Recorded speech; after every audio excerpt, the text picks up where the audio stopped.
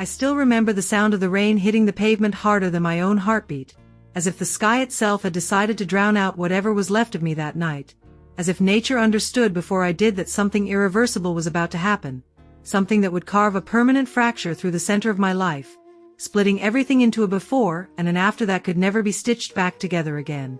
I was 15. 15, and still naive enough to believe that home was a place that could not betray you, that blood meant loyalty, that a mother's voice, no matter how sharp it could get, would never truly turn into something capable of pushing you out into a storm without looking back.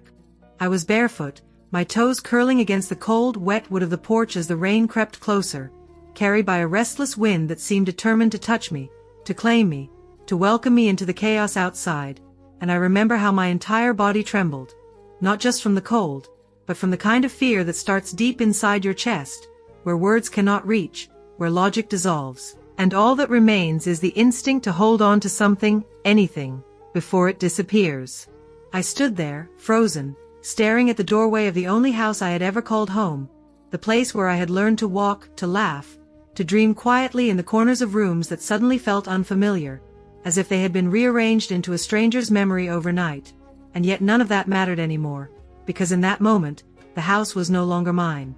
My mother stood in the doorway, her face twisted into something I had never seen before, not just anger, but a kind of certainty that made it worse, a finality that left no room for doubt, no space for forgiveness, no possibility that this was just another argument that would dissolve by morning. And then she pointed. Not just a gesture, but a verdict. Get out. The words didn't echo. They didn't tremble. They didn't carry hesitation or regret. They landed cleanly, like a blade, sharp and deliberate, slicing through every illusion I had held onto about her, about us, about what it meant to belong somewhere. She didn't even hesitate. That was the part that haunted me the most. Not the volume of her voice, not the storm, not even the cold, but the absence of hesitation, as if she had already made peace with losing me long before that night, as if I had been slowly erased from her heart in ways I had been too blind to notice. One lie. That's all it took. Or maybe it wasn't. Maybe the lie was just the excuse. Maybe the truth was that I had always been standing on fragile ground, and I just didn't know it until it collapsed beneath me. Behind her, Emily stood like a shadow that had learned how to breathe, her arms crossed tightly against her chest, her posture defensive but her silence louder than any accusation she could have spoken aloud. And I remember the way she avoided my eyes, the way she tilted her head slightly downward, as if she couldn't bear to look at me, not because she felt guilty, but because she didn't need to. She had already won. Christ stood beside my mother, his presence filling the doorway like a barrier I could never cross again, his expression cold, unreadable, but firm in a way that told me everything I needed to know before a single word left his mouth, because he had already decided, already chosen a side, already placed me somewhere outside the boundaries of trust and family and truth. I opened my mouth. I don't even remember deciding to speak. It was instinct, desperation, the last fragile thread of hope pulling at my voice as it struggled to exist in a moment that had already rejected it. I didn't do it, I whispered, the words barely forming, barely alive, carried away almost instantly by the roar of thunder that cracked through the sky like a cruel interruption, as if even the universe had no interest in hearing my defense. But no one listened. Not my mother, whose eyes remained fixed on me with unwavering judgment. Not Christ, who didn't need proof to confirm what he had already chosen to believe. Not Emily, whose silence was more powerful than any lie she had told, because it was protected, accepted, and never questioned. And in that moment, I realized something that would take me years to fully understand. That truth is not always enough when people have already decided who you are. The rain began to hit the edge of the porch, inching closer to my feet, soaking the wood, darkening everything it touched, and I could feel it approaching like a countdown, like the world itself was urging me to move, to leave, to accept what had just been decided for me without my consent. I didn't move. I couldn't. Because a part of me still believed, stupidly, desperately, that this would stop, that my mother would take a step forward, that her expression would soften, that she would say my name the way she used to, not like a stranger, not like an inconvenience, but like a daughter. But she didn't. Instead, she reached for the door. And I remember how time seemed to slow in that exact moment, how every small detail became painfully clear. The way her fingers wrapped around the edge, the slight tremor that might have been there or might have just been my imagination, the shift of her weight as she prepared to close it. And then, the door slammed. Loud. Final. Echoing in a way that felt too heavy for something made of wood and hinges, because it wasn't just a door closing, it was a life ending, a connection severed, a version of me being locked out forever without the chance to say goodbye. I flinched. Not because of the sound itself, but because of what it meant. Because in that instant, everything changed. The house stood silent in front of me, its windows glowing faintly from the inside, warm and distant, like a memory I was no longer allowed to touch, and the rain finally reached me, cold and relentless, soaking my hair, my skin, my clothes, or what little I had on, until I was no longer standing at the edge of the storm, but fully inside it. And just like that, I was no longer a daughter, no longer someone worth defending, no longer someone who belonged anywhere. I was something else, something discarded, something easy to blame, something disposable. And as I stood there, alone in the storm, with nowhere to go and no one left to turn to, I felt something inside me begin to break.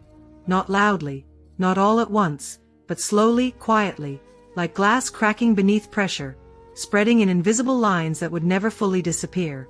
Because that was the night I learned the truth no one ever prepares you for. That sometimes, the people who are supposed to protect you are the very ones who teach you how to survive without them. It started with something small. At least, that's how it looked on the surface.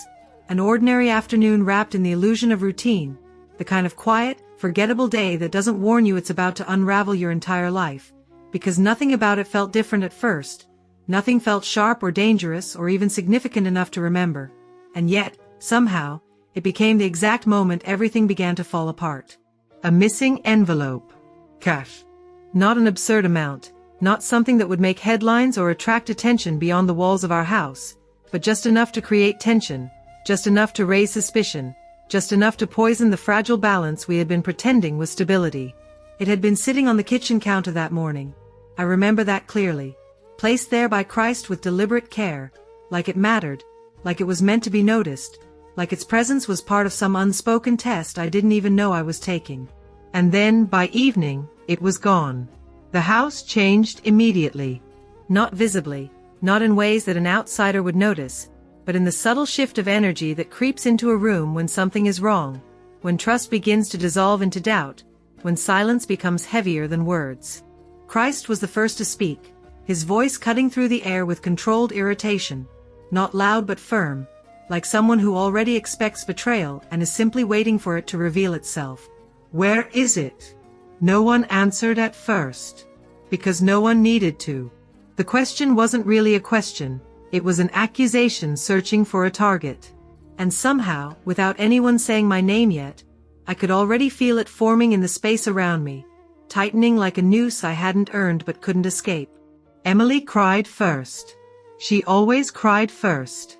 It was almost a pattern, something so consistent it should have raised suspicion, but instead, it had become her shield, her weapon, her way of controlling the narrative before anyone else could even begin to shape it.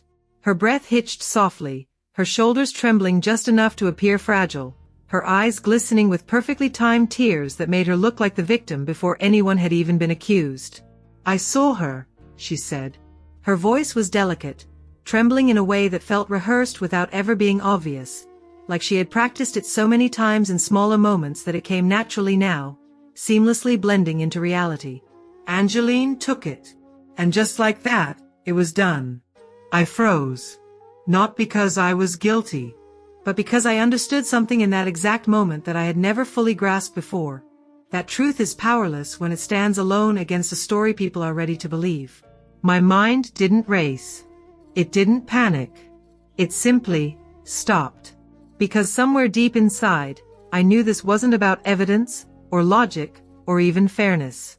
This was about alignment. About who stood where. About who was easier to doubt. And I already knew my place in that equation. I didn't.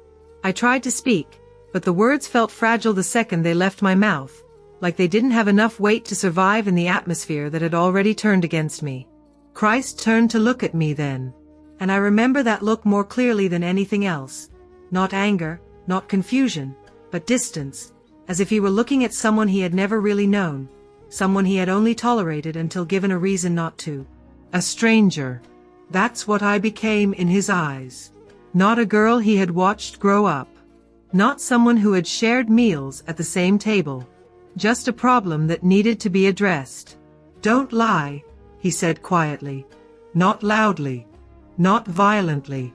But with a certainty that crushed any chance I had of being heard. Because he wasn't asking. He had already decided. And my mother? She didn't even ask questions.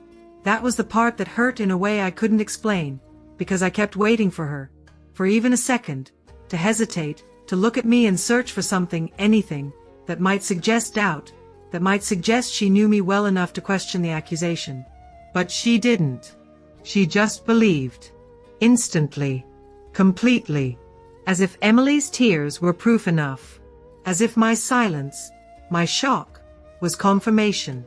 As if the years I had spent being her daughter could be erased by a single sentence spoken in the right tone. Because it was easier. Easier than investigating. Easier than confronting the possibility that Emily might be lying.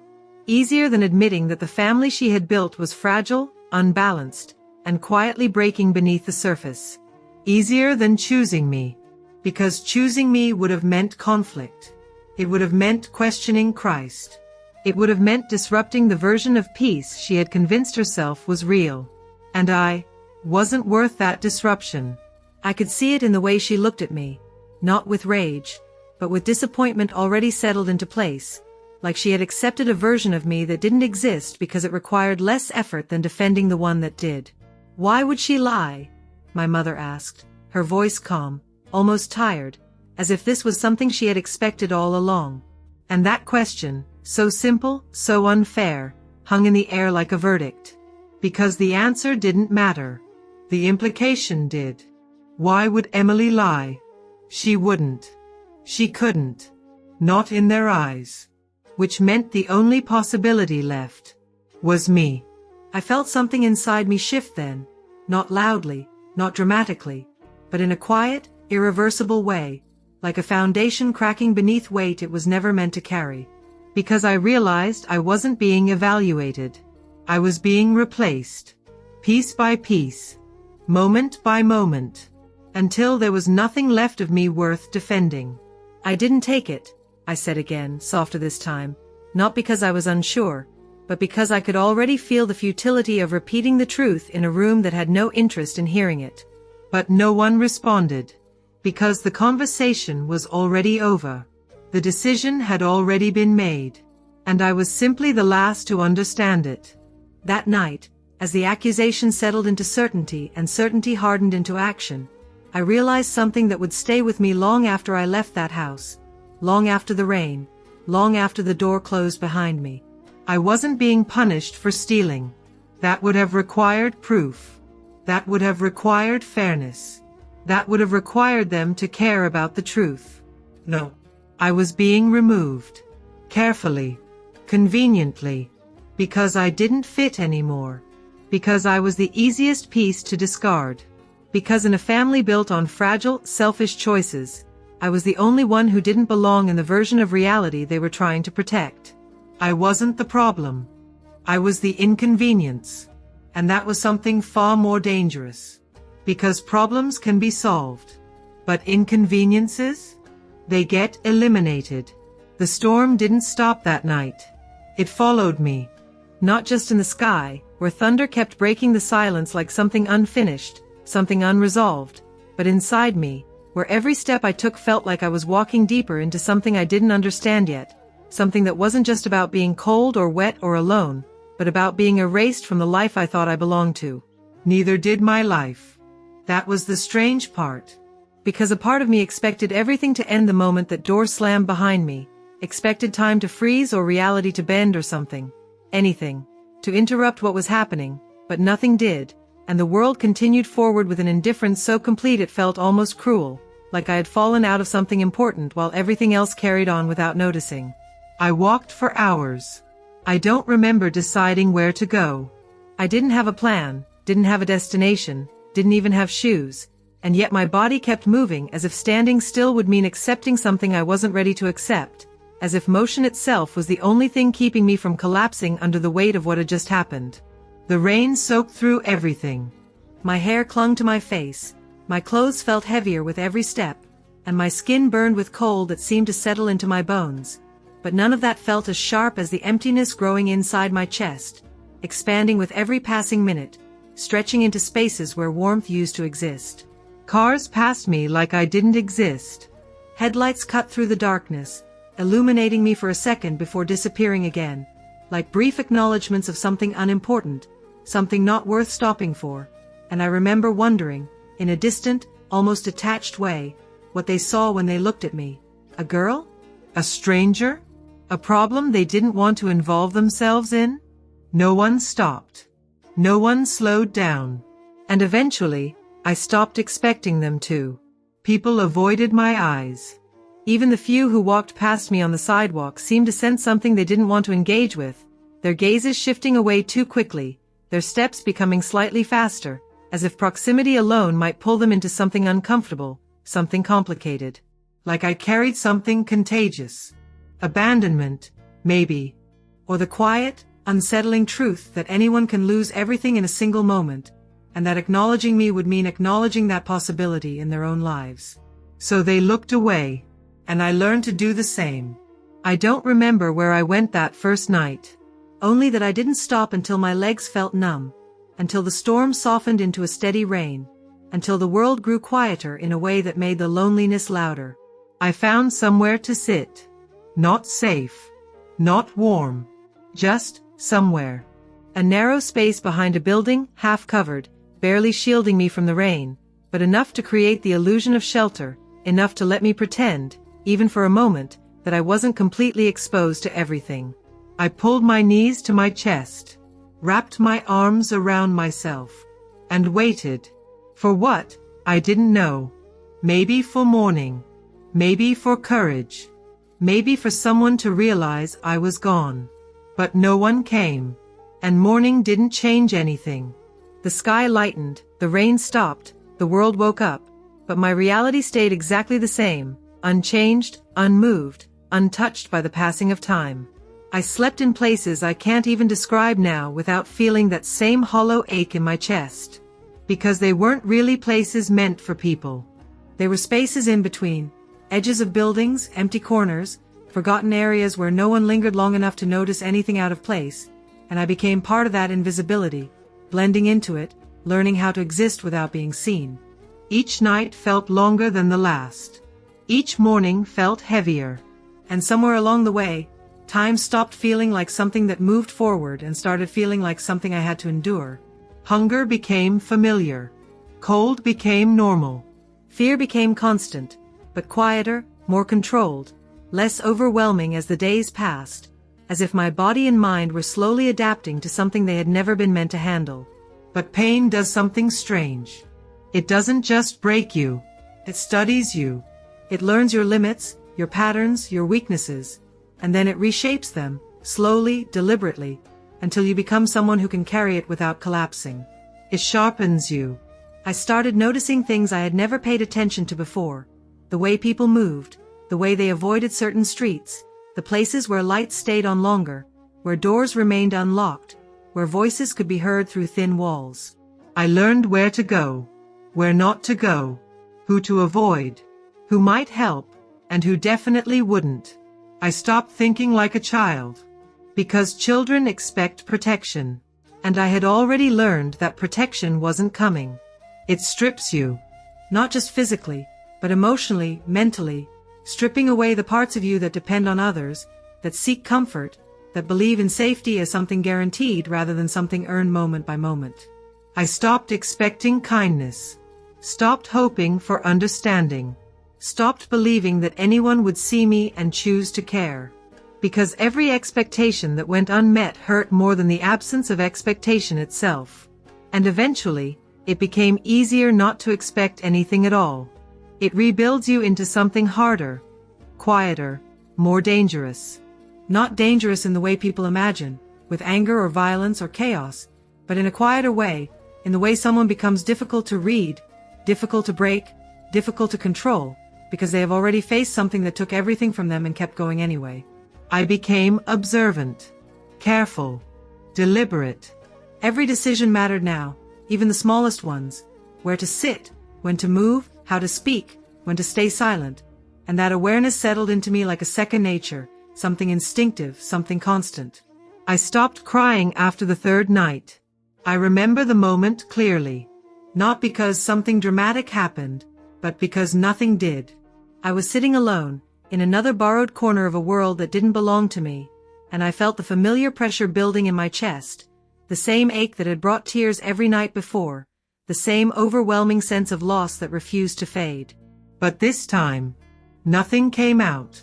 No tears, no sobbing, just a quiet, empty stillness.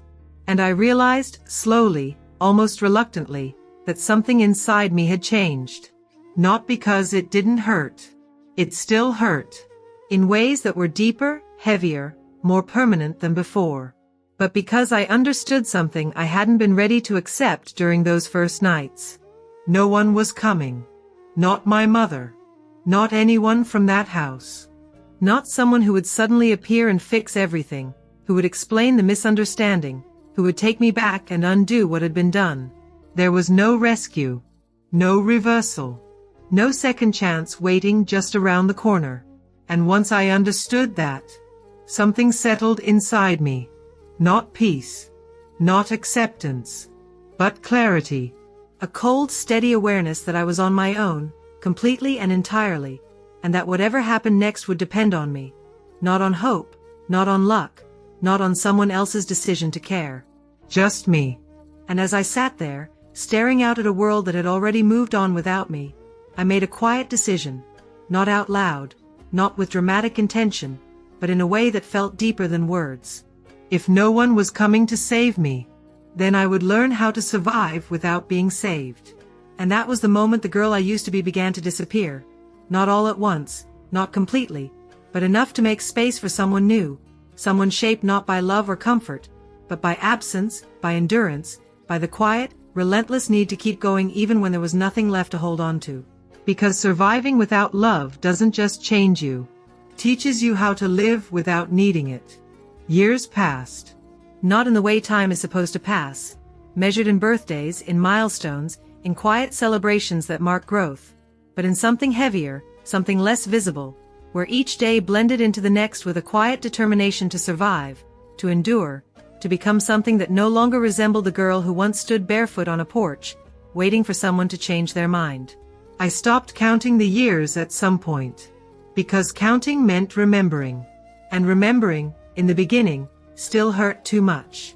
So instead, I focused on movement, on progress, on building something out of nothing, even if that something didn't look like a life anyone would admire, even if it was built on fragments and instinct and the constant awareness that everything I had could disappear again if I wasn't careful.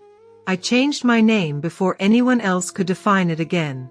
Not legally, not at first, but in the quiet spaces where identity begins, introducing myself differently, choosing something that didn't carry the weight of who I used to be, something that didn't echo with memories of accusations, of rejection, of a voice telling me I didn't belong.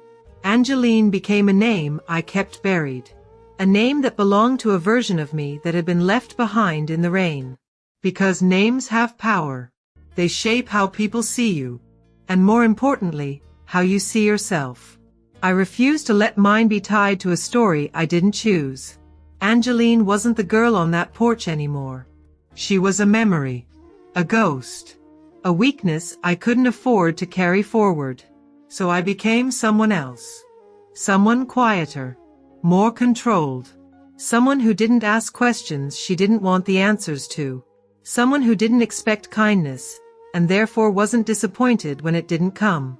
I worked. At first, it was anything I could find. Small jobs, temporary roles, places where no one asked too many questions, where being invisible was an advantage rather than a disadvantage. I learned quickly. Because I had to. Because failure wasn't just inconvenient, it was dangerous. I learned how to read people before they spoke, how to understand intentions hidden beneath polite words, how to recognize the subtle shifts in tone and posture that revealed more than anyone ever intended to show. I learned how to adapt, how to blend in, how to stand out only when it benefited me.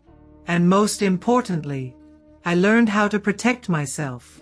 Not physically, though that came too, but emotionally, mentally, in ways that created distance between who I was and what I felt, in ways that allowed me to function without being overwhelmed by the weight of everything I had lost. I watched people carefully, not out of curiosity, but out of necessity, because people were unpredictable, because trust had become a liability, because understanding others was the only way to ensure they wouldn't have the power to hurt me the way my own family had. I watched how they lied, how easily it came to them, how natural it felt. Not always in obvious ways, not always with malicious intent, but in small, consistent distortions of truth that shaped reality into something more convenient, more acceptable, more aligned with their desires. I watched how they pretended, how they smiled when they didn't mean it, how they agreed when they didn't believe, how they constructed versions of themselves designed to be accepted, admired, protected. And I understood something important. Authenticity was not what kept people safe. Perception was. I watched how they survived by stepping on others. Not always directly, not always cruelly, but in subtle, calculated ways, taking opportunities without hesitation, shifting blame when necessary, choosing themselves even when it meant someone else would fall. And I learned from them, not because I admired it, but because I refused to be the one who fell again. I became better than them, not in kindness, not in morality, but in awareness, in control, in the ability to see what others missed and use it when it mattered. I became colder than them, because warmth had cost me everything once, because empathy, unchecked, had left me vulnerable, because caring too much about what others felt or needed or expected had nearly destroyed me. So I learned to limit it, to contain it, to offer it only when it served a purpose. I became stronger than the version of me that begged to be loved, stronger in ways that weren't visible from the outside, in ways that didn't need validation or recognition, in ways that existed quietly beneath the surface, steady and unshakable. I no longer needed approval. I no longer needed reassurance. I no longer needed anyone to tell me I mattered, because I had already survived the reality of not mattering at all. And once you survive that, everything else becomes easier. And then, one day, I saw Emily again. It wasn't planned. It wasn't something I had been working toward or expecting. It just happened, the way certain moments do, appearing suddenly, without warning, without giving you time to prepare for the impact they're about to have. She was standing across the street, older, more polished, dressed in a way that suggested stability, comfort, a life that had continued without interruption. For a moment, I just watched her, not with anger, not with longing, but with a quiet, detached curiosity, as if I were observing a stranger who happened to carry a familiar face. She didn't recognize me at first. Of course she didn't.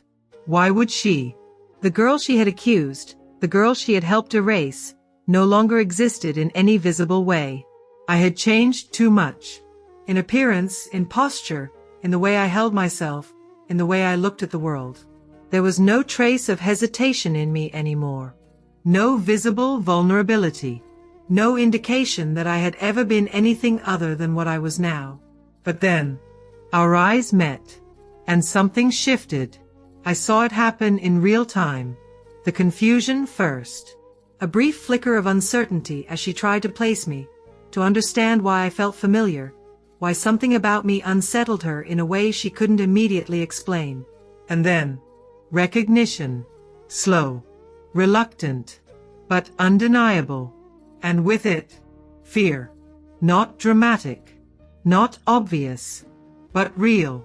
It showed in the way her posture changed, in the slight tension that appeared in her shoulders, in the way her eyes widened just enough to reveal that she understood something she hadn't expected to face.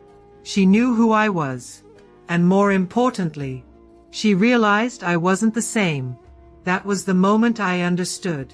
Not in a sudden revelation, but in a quiet, steady certainty that settled into me without resistance. They didn't just throw me away. They didn't just remove me from their lives like I was something disposable, something insignificant, something easily forgotten. No, they created something. Something shaped by rejection.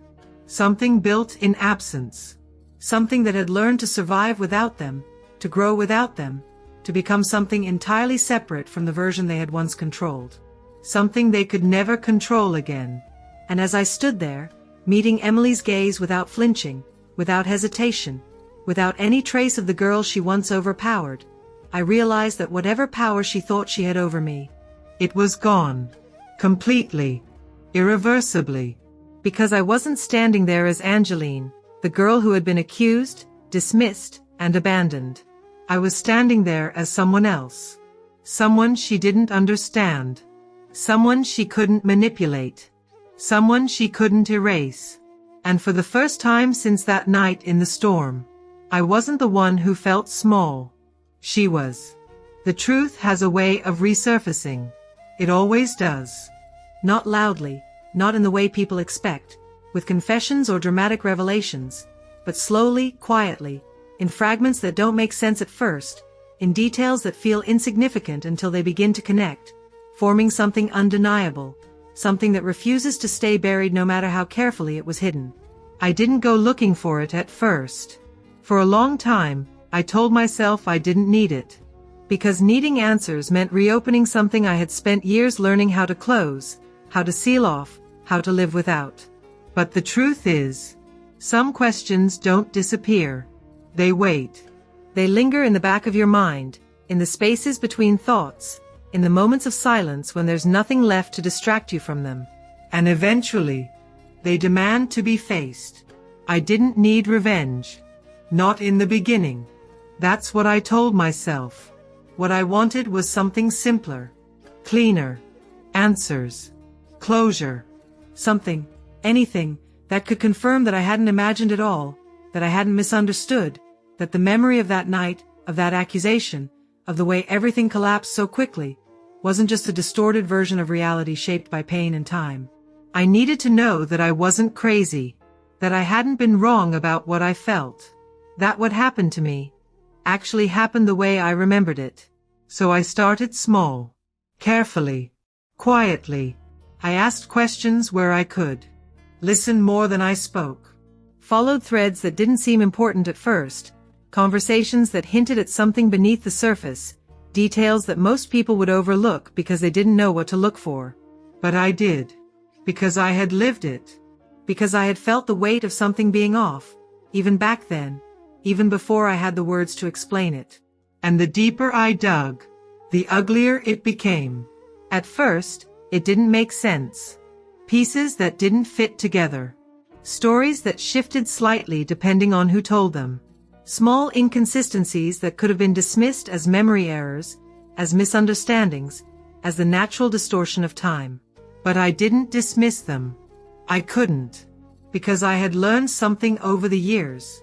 The truth doesn't disappear. It fractures. It hides in the gaps between what people say and what they avoid saying. And if you pay attention long enough, you start to see it. I found someone who remembered that night. Not clearly, not in detail, but enough. Enough to plant doubt where certainty had once existed.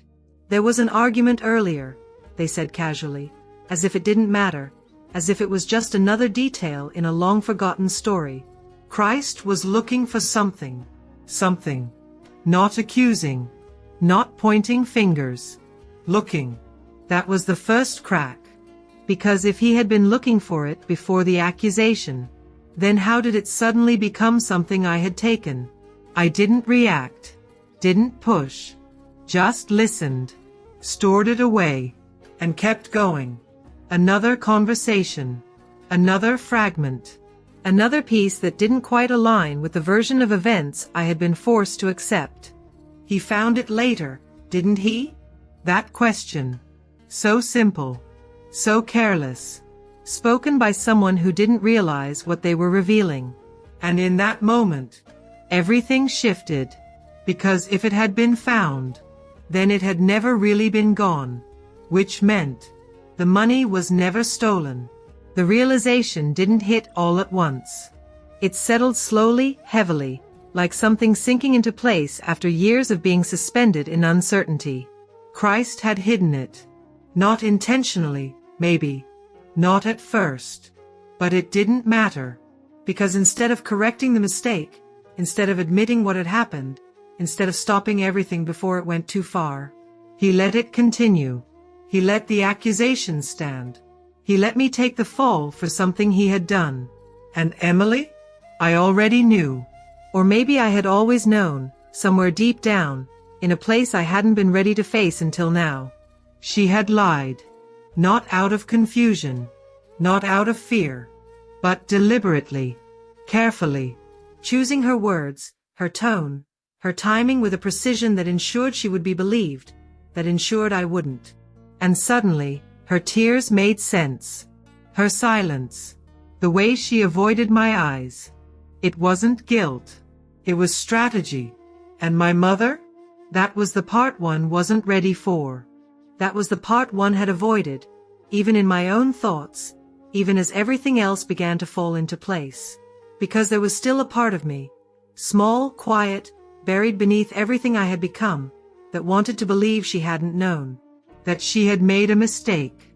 That she had acted too quickly, trusted too easily, but that if she had known the truth, she would have chosen differently. But she did know. Not immediately. Not in that first moment.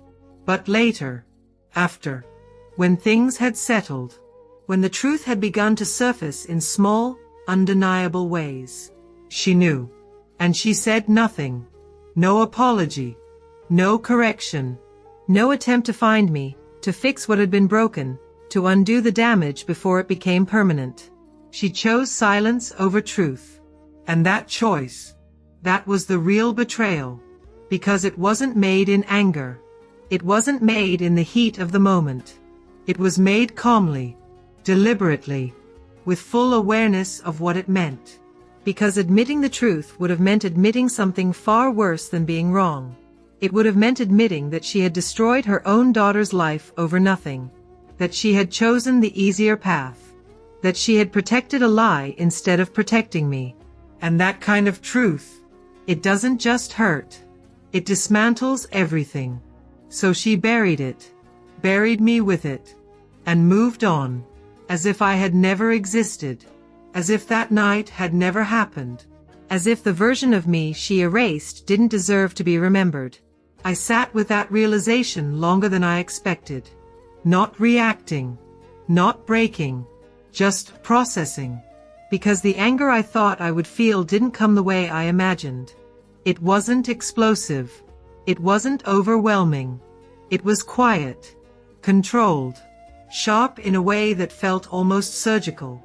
Because now, finally, I understood. Not just what happened, but why. And somehow, that made it worse. Because it meant there had been a moment, a real, tangible moment, when everything could have been different. When someone could have spoken up. When someone could have stopped it. When someone could have chosen me. And they didn't. Not because they couldn't, but because they chose not to. And that kind of truth doesn't just close old wounds. It redefines them. It turns pain into clarity. Confusion into certainty. And whatever doubt I had carried with me all those years disappeared. I wasn't wrong. I wasn't mistaken. I wasn't a child who misunderstood what happened. I was exactly what I remembered being. A girl who was sacrificed for convenience. And as that truth settled fully into place, solid and undeniable, I realized something else, something just as important, something just as irreversible. This was never about finding closure. Because closure implies peace. And there was nothing peaceful about this. No. This was about reclaiming reality. Taking back the narrative that had been twisted, rewritten, and forced onto me without my consent. And now that I had it, now that I knew the truth they had tried so hard to bury, there was only one question left. Not what happened, not why, but what I was going to do with it. I stood in front of that house again years later. Not by accident, not by coincidence, but by choice, a deliberate, measured decision that took longer than I would ever admit, because returning wasn't about geography, it wasn't about distance or time, it was about confronting something that had never really left me, something that had shaped every version of who I had become since the night I was forced to walk away from it. The same porch, the same door. Even the paint hadn't changed, still carrying the faint signs of age, of seasons passing without significance, as if the house itself had continued existing in quiet denial of what had happened there, as if it refused to acknowledge that it had once been the place where a life was broken open and left behind. For a moment, I just stood there, still, silent, observing, not with nostalgia, not with longing, but with a kind of detached clarity that felt unfamiliar and yet entirely earned, like I was looking at a photograph of a place I used to know, rather than standing in front of something that had once defined me. Because it didn't define me anymore. That was the difference. That was the shift I hadn't fully understood until that moment.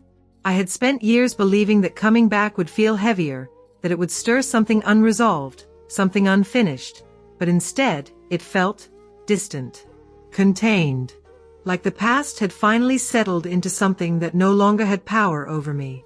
But I wasn't the same person. Not even close. The girl who had stood there in the rain, shaking, pleading, hoping for someone to change their mind, had been replaced piece by piece, layer by layer, until there was nothing left of her that could be recognized without effort. And even then, only by me. I stepped forward, just enough to reach the door, and knocked. The sound echoed more than I expected, sharp against the quiet, as if the house itself wasn't used to being disturbed in that way, as if it had grown comfortable in its version of silence. There was movement inside, faint, hesitant, and for a brief second, just a second, I wondered if they would open it at all. But they did. Slowly, carefully, as if whatever waited on the other side might be something they weren't ready to face.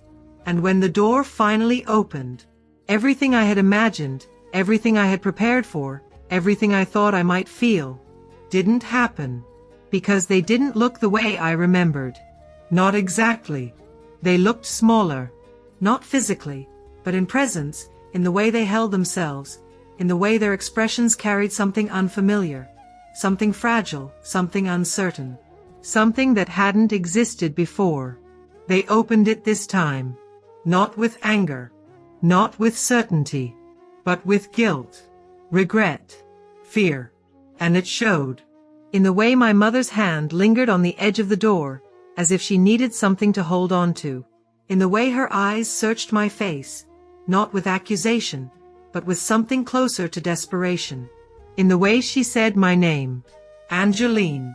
Her voice was quieter than I remembered, softer, as if it had lost the authority it once carried, as if it no longer expected to be obeyed, only hoped to be heard. You're. She didn't finish the sentence. Didn't need to. Because whatever she was trying to say, whatever explanation, apology, or justification she had prepared, collapsed under the weight of simply seeing me there. And I looked at her. Really looked at her. Not as a daughter. Not as someone seeking something. But as a stranger observing another stranger who just happened to share a past. And I felt nothing. No anger. No resentment. No lingering attachment. Just distance. A quiet, undeniable space between who she was and who I had become. And in that distance, I realized something I hadn't fully understood until now. She didn't have anything I needed anymore. You told me to get out, I said quietly. My voice didn't shake, didn't rise. It didn't need to. Because the weight of the words wasn't in how they were said, but in what they carried. So I did. The silence that followed wasn't empty. It was full.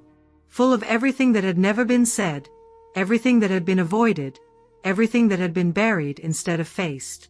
and I could see it in her expression. The realization, the recognition of what those words meant. Not just as a memory, but as a consequence. Something that had extended far beyond that single night, shaping years, decisions, identities.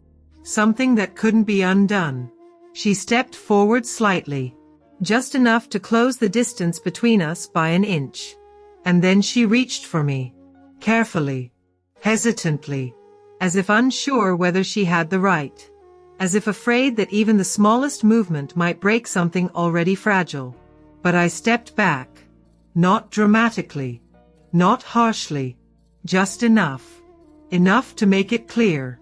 Enough to re-establish the boundary that had been drawn the moment that door was closed all those years ago. And in that small movement, everything was said. Because the truth is, the girl who stood in the rain that night, she never came back. She didn't survive in the way people like to imagine survival, as endurance with hope, as pain with the promise of healing. No. She dissolved, piece by piece, left behind in moments no one witnessed, in nights no one remembered, in choices no one helped her make. And what replaced her was something else. Someone else.